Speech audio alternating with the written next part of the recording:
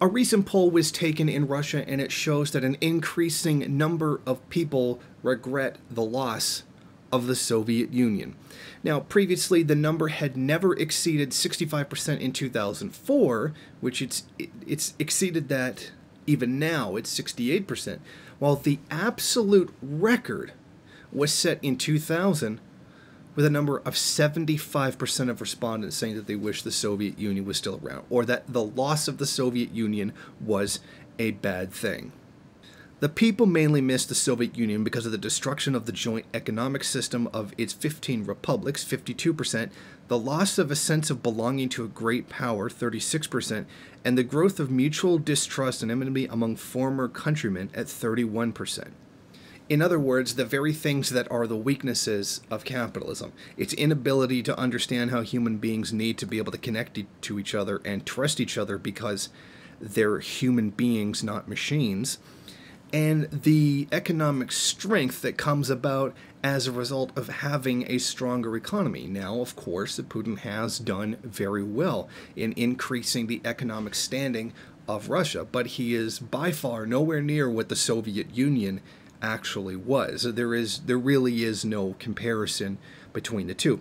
Many of the people miss the very things that made the Soviet Union what it was. Even if they're not consciously aware of what that is, that being alienation, the sense of community. Believe it or not, human beings actually want to be a part of a community. They actually want to be connected to each other. They want to know each other and be sociable. Mankind is a social animal.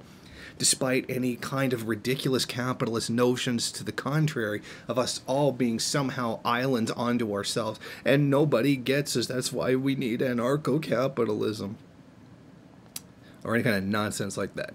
Now, of course, when this came out, the bourgeoisie started whining, saying, oh, the Soviet Union was like the worst thing ever because my bourgeois freedoms, essentially. But that's to be expected. We know that that's going to happen. You know, the bourgeoisie don't like socialism because it takes their power away. So that's really, not to be unexpected. But this really does show that despite the fact that the Soviet Union was dismantled against the will of the people, people still, in a majority, do want it back. LOL democracy under capitalism. But again, this is just pointing out something that we already know. This is something that we've already expected and something that we have already seen from the past.